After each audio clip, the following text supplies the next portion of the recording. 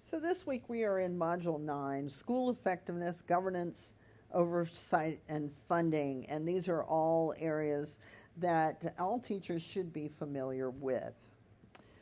Objectives to discover the many layers of public school structure and governance, discuss sources of funding from federal, state, and local sources, and explain responsibilities of administrators. So in the United States, schooling is the responsibility of individual states, although we do have the Department of Education at the federal level.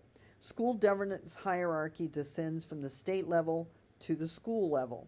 Teachers have to work with the school hierarchy, and school financing is often a very controversial political kind of topic. This is the organization of a typical state school system. It's headed by the State Department of Education and goes all the way down to the school level. So at the top, you have your state educational authorities that include state legislatures, governors, state boards of education, the chief state school officer, and state departments of education. Those are ultimately at the top level in most states. That then disseminates down to the local area where you have school boards that decide local policy. And you have school superintendents that can be a chief academic and chief administrative officer and a public relations officer with school board and community. Below that, you have the different school level authorities. You have a principal and vice principals. Large high schools might have 7 or 8 vice principals. Those are in charge of the instructional and policy leadership, personnel evaluations. Underneath those, you have department chairs in the secondary schools or grade level chairs in elementary and middle. You have cluster and curriculum coordinators like in middle school, lead teachers in elementary as well. If you're trying to work within your school hierarchy and you have concerns with students, the best place to start is with your veteran teachers or your department chair. Concerns with adults, same thing. Talk to veteran teachers or department chair first, and then move on up the hierarchy if you don't get the answers you're looking for. Schools are funded in basically 3 ways: state, local, and federal funding. In this case, you can see that the majority of the funding comes from your state area and then the local area, with only a small amount coming from the federal government.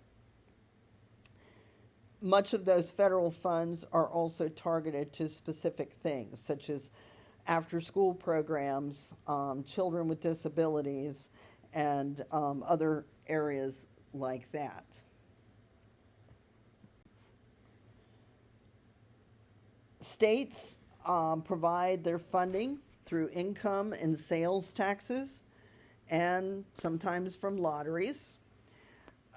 Local school districts provide the funding from property taxes, and there are often concerns about inequities among districts. For an instance, you could have a very poor area, doesn't have a lot in the property taxes, and then other very wealthy areas that have a lot of property taxes, and sometimes the funding stays in that wealthy area instead of being used equally among the districts. School funding definitely impacts teachers. It impacts them through their salaries, and you might get a different salary based on your state and local community. In North Carolina, the teacher's salary is set by the state. However, different counties or school districts have bonuses that can be called different things. Supplements usually are what they're called, and that can supplement your pay so that they're more competitive jobs. Some areas might have large supplements, some might have no supplement at all. School funding can also impact your resource allocation, how much money you have to spend on textbooks and materials, technology, and whether you have teacher input into those decisions. Administrators have some definite responsibilities in the area of effective teaching. The definitions of effective teaching are the basis of performance evaluation. No Child Left Behind or Nickleby required that teachers be highly qualified. So a variety of procedures and information sources were developed to evaluate teachers. Teachers should be aware that they're going to be evaluated and should carefully prepare and respond to the evaluations. Reflection on action can improve your professional performance. Effective teaching can look very different. Many researchers and professional groups have looked to define effective teaching. Danielson is one of the best known, Charlotte Danielson, and she attempted not only to define but also to categorize what an accomplished teacher does. Danielson's framework for professional practice laid out areas of competence. And so it's divided into 22 components clustered into 4 domains. The first domain is planning and preparation, classroom environment, instruction, and professional responsibilities. And the benefits of this common framework are many. But one challenge is agreeing on the specifics that are needed. But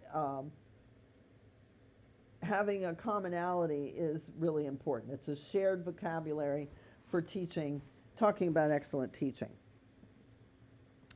There have been national efforts to define effective teaching. The Interstate Teacher Assessment and Support Consortium, or INTASC, is actually mentioned throughout our textbook here, and it provides core standards for what teachers need to know and be able to do. And the National Board for Professional Teaching Standards provides national certification of experienced teachers. And I mentioned that earlier in the semester about how you prepare a portfolio for assessment for that. So the INTASC core standards include learner development, learning differences, learning environments, content knowledge, application of content, and assessment. And planning for instruction, instructional strategies, professional learning and ethical practice, and leadership and collaboration. And basically these INTASC standards are the same categories that are used for teacher evaluation in North Carolina. The evaluation process consists of 3 phases: before, during, and after. There's not one single process or standard procedure for this, however. The purpose of the formative part of it is supervisory, helping teachers improve. Judgments are made only as a basis for constructive feedback. In your summative, the purpose is evaluative, judging the quality of teaching. This is the basis of all pay decisions and actually for contract decisions. Are they going to keep you on another year? Have you been doing what you are supposed to do? Before the evaluation, you should definitely prepare yourself. Figure out let me back that up a little bit. You have announced and unannounced observations that are used to feed your evaluation. Throughout the school year, you may have 3 observations. There may be others too that are more informal, but you'll have 3 that are formal. At least one of them will be unannounced. But you will also have announced ones. And even if it's an unannounced, you may hear from other teachers that the administrators are starting to do some unannounced visits. and try to figure out how you can respond to that. How will you need to prepare? So you do need to prepare yourself, prepare your classroom, get organized, figure out if I'm having an announced observation, what do I want to be teaching that day? What would be a good lesson that will show my ability very well?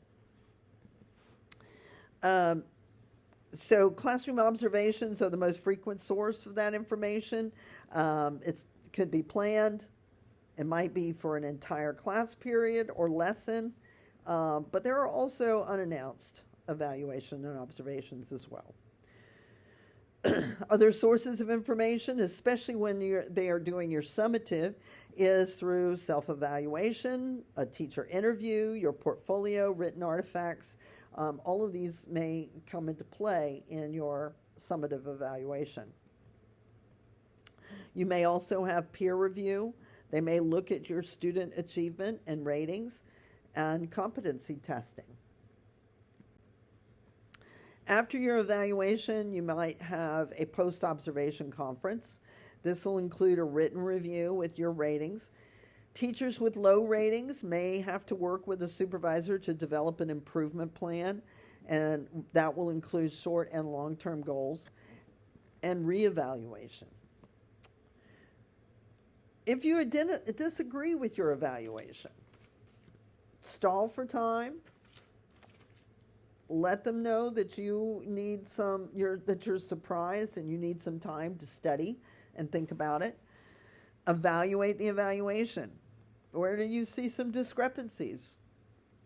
Respond, taking a long view. Trying to really look at this. Try not to give in to the emotion. And maybe take a few days to look at it. And maybe your evaluator had a hard time writing it. And if you do disagree, do so respectfully. And if it's inaccurate, you can contact a union representative if you work in a state with a union, or another supervisor, your mentor, an experienced colleague. And you may be able to appeal or file a grievance if you feel that that is necessary. Self-assessment is being a reflective practitioner. We talked about this in the very first module. And reflection and action occurs while teaching and leads to immediate decisions. That's where a teacher is walking around the room and they're saying, this is not working today. This might be something that we're going to change directions on and go in a different way. Reflection on action is after teaching. You're planning your lessons and you're looking and reviewing events. And it's self-understanding that provides possible changes. Before your classroom observation, you will want to prepare your evaluator. Give them a short summary of the lesson, copies of any documents that you're going to use in the lesson, photocopies from the text if you need to. Mention your homework assignments and provide a class list or a seating chart. All of those things will help an evaluator. And that's it for this week. If you have any questions, please don't hesitate to let me know.